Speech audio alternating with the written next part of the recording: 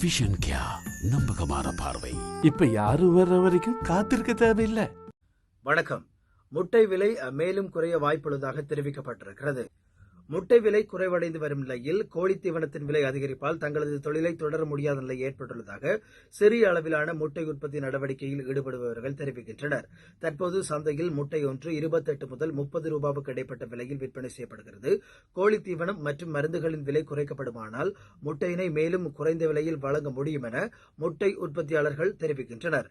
அவ்வாறு கோழி தீவனம் மற்றும் மருந்துகளின் விலை குறைக்கப்படாத நிலையில் முட்டை உற்பத்தி தொழில்துறை முற்றாக வீழ்ச்சியடையும் எனவும் அவர்கள் குறிப்பிட்டனர். இதனிடையே கோழிகளுக்கு வழங்கப்படும் தீவனம் மற்றும் மருந்துகளின் விலை தொடர்பான கலந்துரையாடல் ஒன்று கால்நடை வள அமைச்சில் நேற்று இடம்பெற்றது.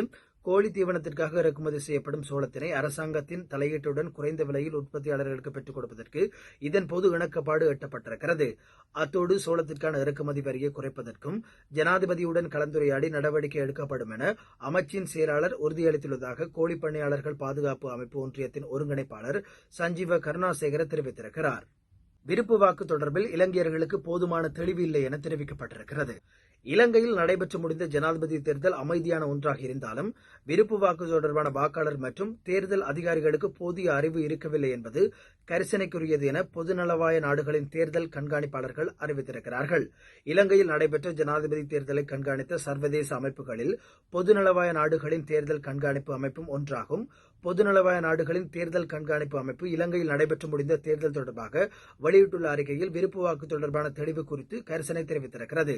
வாக்காளர்களின் விருப்பத்துக்கு அமைவாக தேர்தல் வேட்பாளர்களை வரிசைப்படுத்துவதற்கு விருப்பு வாக்கு முறை வழி செய்கிறது. இலங்கையில் வாக்குச்சீட்டில் 3 வேட்பாளர்களை வாக்காளர் தமது விருப்பத்தின் ஒழுங்கில் குறித்து வாக்களிக்க முடியும். இந்த விடயத்தில் வாக்காளர்களுக்கும் தேர்தல் அதிகாரிகளுக்கும் போதிய அறிவை புகட்டும் வகையிலான வேலை திட்டங்கள் முன்னெடுக்கப்பட வேண்டும் என்று பொதுநலவாய நாடுகளின் தேர்தல் கண்காணிப்பு அமைப்பு பரிந்துரைத்திருக்கிறது. அதே நேரம் நடைபெற்று முடிந்த ஜனாதிபதி தேர்தலில் பேணப்பட்ட அமைதி அடுத்தடுத்த தேர்தல்களிலும் பேணப்படும் என்று எதிர்பார்ப்பதாகவும் அதன் அறிக்கையில் குறிப்பிடப்பட்டிருக்கிறது. குளவிக்கொட்டு கிழக்கான 15 பேர் வைத்தியசாலையில் அனுமதிக்கப்பட்டிருக்கிறார்கள். அக்கரப்பத்தனை நியூ பிரிஸ்டன் தோட்ட பகுதியில் குளவிக்கொட்டு கிழக்கான 15 பேர் வைத்தியசாலையில் அனுமதிக்கப்பட்டிருக்கிறார்கள். இன்று காலை தொழிலில் ஈடுபட்டிருந்த சந்தர்ப்பத்தில் அவர்கள் குளவிக்கொட்டு கிழக்கானதாக தெரிவிக்கப்படுகிறது. குளவிக்கொட்டு கிழக்கான 15 தொழிலாளர்கள் அக்கரப்பத்தனை பிரதேச வைத்தியசாலையில் சிகிச்சைகளுக்காக அனுமதிக்கப்பட்டதாக எமது செய்தியாளர் தெரிவித்திருக்கிறார். அவர்களில் 4 தொடர்ந்தும் வைத்தியசாலையில் சிகிச்சை பெற்று வருவதாக தெரிவிக்கப்படுகின்றது.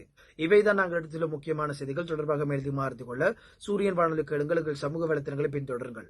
வணக்கம்.